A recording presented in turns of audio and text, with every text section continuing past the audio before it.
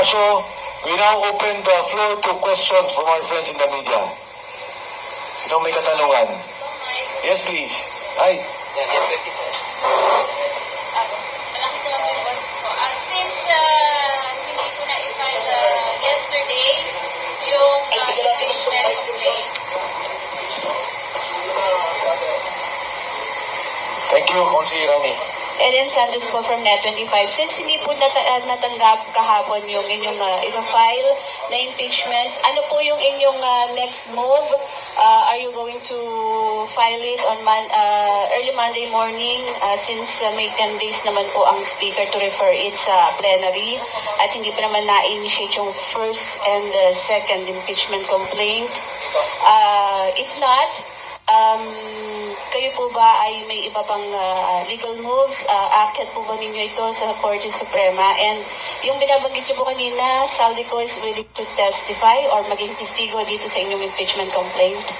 Yes, una sa lahat, after this press conference, uupo kami na mag-uusap kung ano pa yung bagay na gagawin namin. Of course, may mga debates kami on how to address this. But nagkakaisa kami, and this is a warning to the Office of the Secretary General that we will file against a case against the office. In particular, i-discuss namin. As to the legal moves, again, pag-uusapan namin after itong ating press conference. Number two, in the case of Congressman Saldico, yes, he is willing to be a witness. Kung hindi man siya napayagan sa Blue Ribbon Committee na mag-zoom, and we have done that, alam niyo ho yan, under suspended rules, pinapayagan natin yan. Kung magagawa ito sa impeachment at naniniwala silang dapat malaman ang katotohanan, at siyempre bigyan din ang pagkakataon ng Presidente na sumagot dito sa mga charges na nandito, Saldico is willing to testify on our behalf dun sa graft and corruption issue at sa lahat na nalalaman niyang bigayan ng pera maging yung pagkaayos ng budget in the program allocation. Regarding the Zoom, if you want a recent precedent na nag-Zoom testimony, I noticed because I was there as counsel for Cassandra Leong. Noon po may dalawang witnesses, si Riz Ontivero sa Senado. They were allowed to testify via Zoom. Yung isa nasa Thailand, yung isa nasa China. So wag nilang sabihin hindi pwede kasi ginagawa nila pagka gusto nila. Meron po kaming pakiusap. Bantayan po natin itong filing na ito dahil pansinin ninyo, yung kauna-unahang verified impeachment complaint na na-file, walang attachment. Ilang pages ba yan? 15 o 4? 4 pages. 4 pages, talagang final lang. Ang intention noon is para makapag-bar ng 1 year. No? Nauna yon. Yung second verified impeachment complaint, may mga attachments. That's good.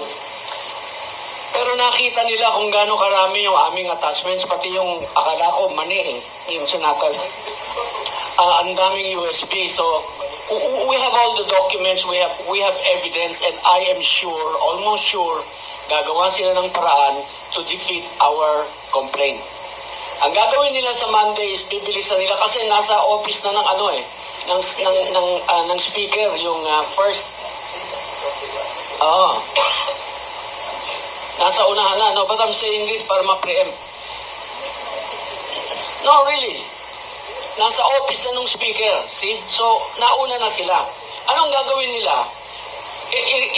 Ikakalendar na nila doon sa order of business. So, nauna na sa calendar. Yung sa amin, ihahabol pa lamang. Pag yun na i-refer sa Committee on Justice, there you are, it is initiated. Alright? Ano ba yung ibig sabihin ng initiated? Kasi one impeachment complaint, initiated lamang. Initiation means the act of filing followed by an action. And the action is, the action referred to here is the referral to the Committee on Justice. Or, in fairness, kung gusto nila talagang bigyan ng pagkakataon ng Pangulo na managot, na liwanagin sa taong bayan na siya ay walang kasalanan, dapat bigyan nila ng pagkakataon ang aming impeachment complaint. It should not be shut down.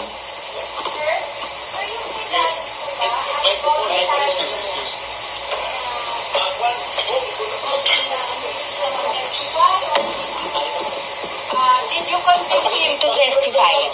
Sir, yung pong kay Zaldico, was he voluntarily offered being the state witness, o kayo po ay nagkumbinsi sa kanya mag-state witness? Nung malaman ni Saldi ko na mag-file ng impeachment complaint at lalo't malaman niya na pinlock, he is willing to testify to enhance the impeachment complaint we have filed. Ang sabi niya, nung nasa Senate, gusto na niya sa Blue Ribbon Committee, hindi sa pinayagan. Inaasahan niya at inaasahan namin na dito sa impeachment complaint ay papayagan siya mag-testify. I just want to add, sinasabi ni Early, ang masahol nito yung si Bernardo. Kasi hindi lang 20 billion ang kinita niya, kilala ko yung asshole na yan eh. Hindi lang 20 billion, pero mukhang nagkasundo na sila ng DOJ na 1 billion lang babalik. Kaya nga tama yung sinasabi that it should be the court who shall decide magkano talaga ang ibabalik. Kasi magdududa tayo na nagkaisa na ang DOJ at ang testigo. Okay? Mike, Yeah, go ahead. can you give us details on your communications with Saldico? Did he call you? Did you call him? What was the purpose of the call? Etc. At the proper time, I will divulge. Pero ang primary sa akin is that he is willing to testify before the committee when asked. Kasi very critical yung kanya eh. As pointed out by Attorney Topacio and all the lawyers here, personal knowledge yung kanya. Nag-deliver siya nung sa 25 billion, nag-deliver siya sa Tamarin nung 800 and 200 million. Hindi, iba pa yun. Iba pa yung kay Yusek Bernardo at yung mga deliveries ng pera. So, at the proper time, Tina, magsasalita ako dyan, I will divulge it. Of course, alam kong critical na malaman sino ba lumapit, sino ba nagsalita, at ano yung kanyang interest to present. But what is important here, I think more importantly, is that Saldico is very critical. Sabi nga ni Harold, isang sindikato to na may nagsalita na at nagtuturo. Importanteng malaman natin ang katotohanan dito. Kung walang alam si Presidente, sinasabi niya hindi siya tumatanggap, tingnan natin, ipaliwanag niya. Pero Saldico is very clear about it and very direct on the bribery at yung pagbibigay niya ng delivery ng pera kay Pangulong Bongbong Marcos. Clarification lang. Saan siya magte-testify? Blue Ribbon or sa impeachment sa House Committee on Sa Justice? impeachment complaint na. Once sinalaw nila to and we are given a chance to consolidate and to have the witnesses, the major witness. Add ko lang bakit si Saldico is the best witness sa kickbacks issue ng aming complaint. He is a co-conspirator and under the rules of evidence, a co-conspirator can be presented as a witness. Kaya hindi nila pwedeng sabihin walang alam si Saldico. Siya ang may alam. And besides, he is the former chair of the Appropriations Committee of the House of Representatives. Klaro yan. Follow up lang dun, sir. Isa, sa muna. Dito, okay, go ahead. Testify or willingness to testify ni Zaldico dun sa impeachment complaint po ninyo. So, kasi yesterday you did not leave a copy with the Office of the House Secretary General. Are you planning to return? Paano po siya mag-testify doon sa inyong impeachment complaint kung wala pa pong nakahain? Nakalagay dito sa impeachment, kung hindi tanggapin. Hindi, kasi yesterday, sir, di ba, hindi natanggap. Unang-una, hindi tayo nag-iwan. Una sa lahat, ang nag-iwan ka?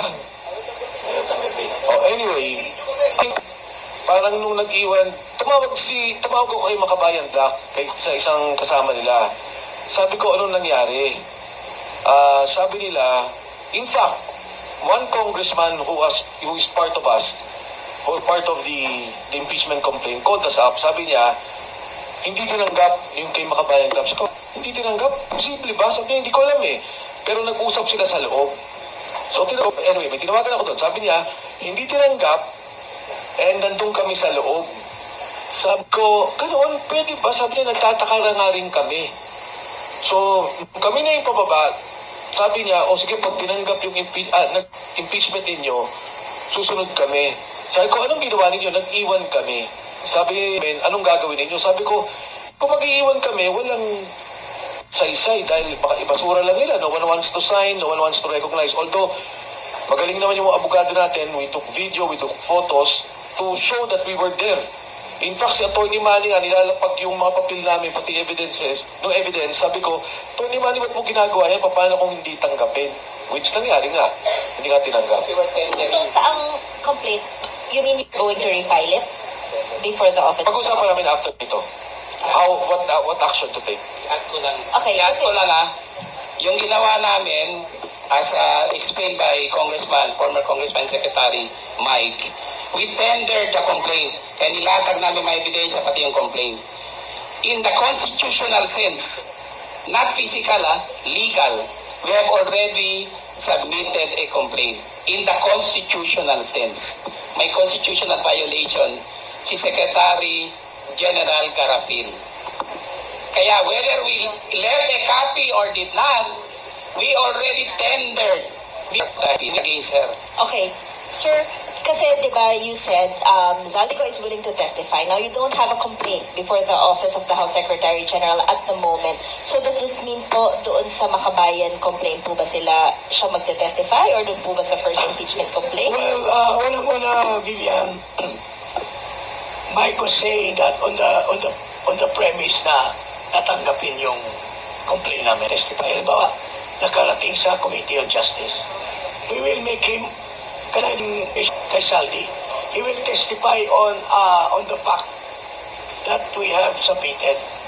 Pero kung hindi nila kami bibigyan, wala kami chance makapag-present sa kanya. Get to my point? Ganito nangyari, di ba? Ang tinanggap lang yung kay... hindi, Jesus. Yung kay Makabayan, hindi. Yung Makabayan, hindi tinanggap. Hindi, wala. Nag-iwan sila. Okay, pero alam nila hindi tinanggap. Ang sabi sa akin nung kausap ko, they will file on Monday. Sabi niya kayo ba? Sabi ko, parang ako personally, which I mentioned yesterday, parang ayoko. But of course, we would have to discuss. Mag-uusap-usap kami. Yung binanggit ni Congressman Pras, he's a part of the impeachment charge. Nandito siya. And he signified his willingness to be a witness on that particular charge. In other words, he is willing to corroborate our allegations, if ever. Kung bigyan kami ng chance na mapasok sa Committee on Justice. Sir, ulit, para malinaw, Zaldico is willing to testify in case your complaint reaches the House Committee on Justice. Now, your complaint was not received. So technically, wala pang pagtetestifayan si Zaldico at this point. Since sinasabi niyo sure na magte-testify si Zaldi, pero hindi pa rin kayo definite na mag-refile nga kayo sa Monday? Yeah, ang akin lang is that we will discuss it. We will fight. We will not take the sitting down. We will file a case definitely against the Secretary's office. As to the legal course of action, we would have to sit down with the lawyers because we have iba-ibang pananaw or interpretation on how to address this. So, yun lang yung aming gagawin. But we will not take this sitting down tapos na. Pero it's to say, and for the President to answer and to respond dun sa charges namin. Okay, sir. Para lang walang magkamali. Okay. Sure nakakasuhan niyo po si Sec. Gen. Cheloy Garafil for violation of the Constitution. Kung ano po ang ipa-file niyo before the Supreme Court, pag-uusapan pa lang. Okay. With regards to the impeachment complaint against President Bongbong Marcos, pag-uusapan niyo if you will refile or quits. Kakalimutan niyo na. There is an alternative kasi it's either we will file it on Monday, which we will forfeit hours at the moment, or we will go directly to the Supreme Court and do not file it anymore. Okay? Saan po yung tanong sa likod? Kanina? Yes, go ahead.